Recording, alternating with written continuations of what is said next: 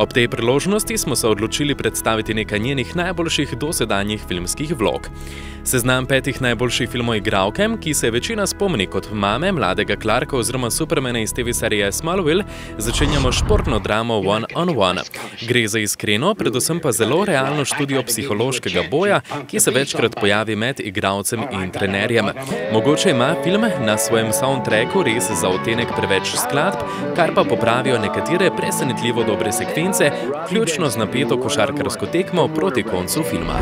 Igralka, ki je bila leta 2004 nominirana za Oskarja, nas je prepričala tudi v grozljivi drami Ljudje mačke. V tem precej erotičnem remakeu klasike iz leta 1942 mlada ženska svojim spolnim prebujanjem zgrožena spozna, da jo le to spremeni v pošastnega črnega leoparda. Film bi lahko opisali kot nadvse elegantno in čutno nočno moro o strasti in grozi, ki spremljata prvo ljubezen. Zelo nenavadna ljubezenska zgodba pa se lahko pohvali tudi z odličnim ravnovesjem med romantičnim hrepenenjem in spolno strastjo.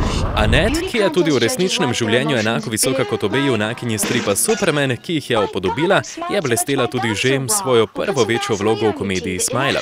Majhen, intimen film, ki si na svoje vrste način privošči vedno bolj priljubljena lepotna tekmovanja. Smešno in hkrati tudi zelo pametno raziskovanje čudaškega sveta lepotnih tekmovanj vas bo nasmejalo do solz. En najboljših filmov igralke, ki zna igrati tudi mandolino, akcijska komedija Samo še 48 ur, izvira iz leta 1982. Film odlikuje predvsem neuravnovešen in posledično zabaven dvojec, ki ga sestavljata policist, odločen, da ulovi morilca, ter zločinec, ki je z omenjenim morilcem že sodeloval in mu je tako lahko v veliko pomoč pri iskanju. A kaj ko slednjemu, bolj kot uspešno izvršena naloga, gredo po glavi denar, zabava in punce. Za konec pa seveda nikakor ne smemo mimo misteriozne grozljive drame It. Leta 1960 7 izobčenih otrok, znanih kot Loser Club, bije boj proti zlobnemu demonu, ki se predstavlja kot morilski klavn. 30 let kasneje pa so, sedaj že odrasli in med seboj precej odtujeni junaki poklicani nazaj, saj jih čaka še poslednja bitka. Pennywise se je namreč vrnil. 192 minut čistega vznemirljivega vzdušja, po katerem se boste klovnov definitivno bali tudi vi.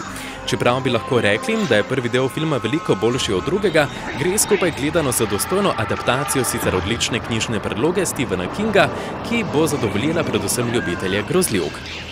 To je bil izbor top 5 filmov za net Otol po našem mnenju.